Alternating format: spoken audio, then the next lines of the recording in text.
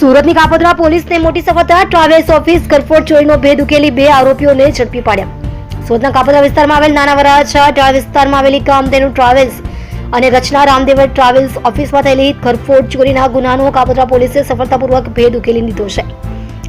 સુરતની કાપોદ્રા પોલીસે કેસમાં 2 ડેટા ગરફોડ આરોપીઓ ઉત્સવ દિલીપભાઈ ચોવટિયા, હરદીપ ચોપટભાઈ અણધણની અટકાયત કરી છે। કાપોદ્રા પોલીસે આરોપી પાસેથી ચોરીમાં વપરાયેલી એક 4 વ્હીલ કાર, એક મોપેડ સહિત કુલ ₹5,45,000નો મુદ્દામાલ કબજે કરવામાં આવ્યો છે।